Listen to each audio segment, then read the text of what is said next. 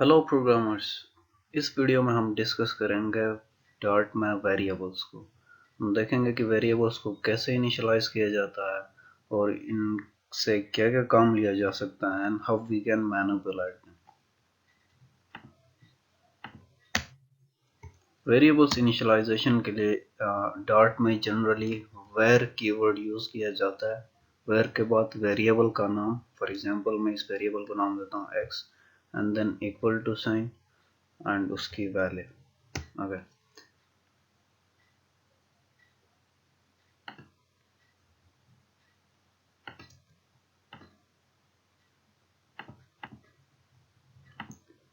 सो इस लाइन में वेर जो है ये कीवर्ड है, ए वेरिएबल का नाम है एंड देन 10 इसकी वैल्यू है। Let's print this on console dollar sign है। यानी बात की थी कि जब हमने वैल्यू प्रिंट करना हो तो हम डॉलर साइन यूज करते हैं एंड देन उस वेरिएबल का नाम लिखते हैं। तो अब कंसोल पे यहाँ देख रहे हैं 10 इसकी आउटपुट आ रही है। इसी तरह आप एक्सप्लिसिटली भी वेरिएबल्स को डिफाइन कर सकते हैं, यानी उनको टाइप असाइन करके। टाइप टाइप का मतलब है आप इंटीजर वेरिएबल बना सकते हैं, डबल वेरिएबल बना सकते हैं, बूलियन वेरिएबल बना सकते हैं और कोई स्ट्रिंग वेरिएबल भी बना सकते हैं। For example int x equals to 90। मैंने एक इंटीजर वेरिएबल बनाया। इंटीजर मीन्स इसमें इंटीजर वैल्यू स्टोर होंगी। उस वेरिएबल को मैंने नाम दिया x एंड देन मैंने उसको वैल्यू असाइन की 90।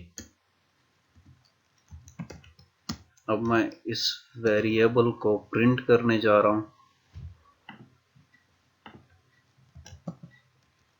int x equals to and then the name of the variable।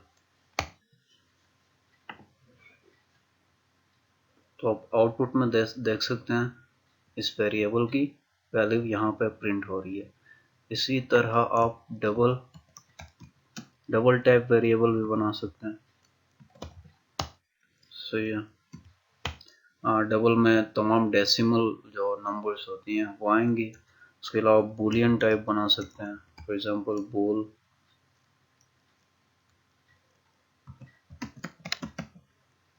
Weather equals to true.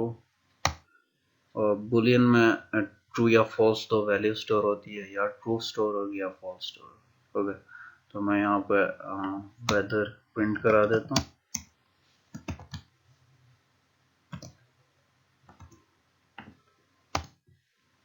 मैंने वेदर को ट्रू इनिशियलाइज किया इनिशियल। सॉरी, इसकी वैल्यू यहाँ पे ट्रू प्रिंट होनी चाहिए। तो आप देख सकते हैं यहाँ पे वेदर की वैल्यू ट्रू प्रिंट हो रही है। And now let's see how we can manipulate variables।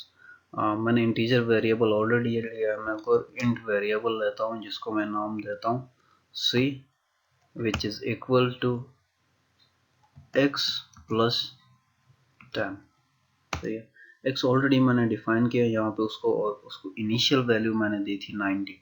अब मैंने एक और इंटीजर टाइप वेरिएबल बनाया जिसका नाम मैंने c रखा एंड देन उसको मैं जो वैल्यू पास कर रहा हूँ वो x की वैल्यू है और उस वैल्यू में मैं प्लस 10 ऐड कर रहा हूँ। तो x की वैल्यू 90 प्लस 10 इक्वल्स टू 100।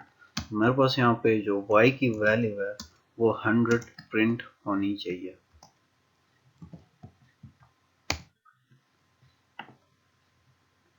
अब आप कंसोल पे देख सकते हैं 100.0 यहाँ पे प्रिंट हो रही है। सॉरी, मैंने सॉरी।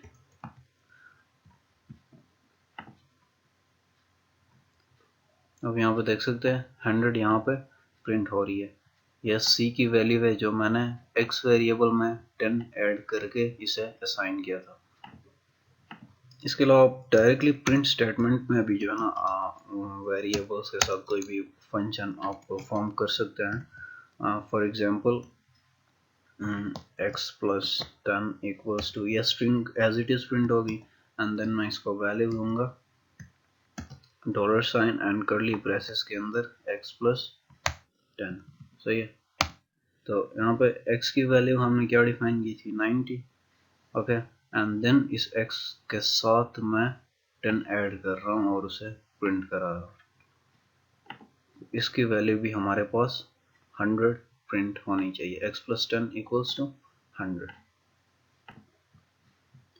हम वेरिएबल्स को कुछ कीवर्ड्स यूज करके भी इनिशियलाइज कर सकते हैं। फॉर एग्जांपल मैं कर देता हूँ final int x equals to 90 and then मैं x की वैल्यू अगर चेंज करना चाहूँ x इक्वल्स टू 100, तो ये क्या करेगा, एरर देगा। और एरर क्या है, the final variable x can only be set once. जब हम किसी वेरिएबल के साथ फाइनल कीवर्ड यूज करते हैं, इट मीन्स कि ये इसकी इनिशियल वैल्यू है और साथ साथ इसकी फाइनल वैल्यू भी है। So this value can't be change, that's why it's showing an error here. जब हम भी किसी भी वेरिएबल के साथ फाइनल कीवर्ड यूज करेंगे तो हम प्रोग्राम में दोबारा उसकी वैल्यू चेंज नहीं कर सकते। इसी तरह कॉन्स्ट का कीवर्ड भी है जो इसको एक कांस्टेंट वैल्यू असाइन करती है, और कांस्टेंट वैल्यू को भी हम अपने प्रोग्राम में दोबारा उसकी वैल्यू, उस वेरिएबल की वैल्यू चेंज नहीं कर सकते। कॉन्स्ट और फाइनल कीवर्ड में जो डिफरेंस है वो हम सेपरेट लेसन में उसको अच्छी तरह से अलग से समझेंगे।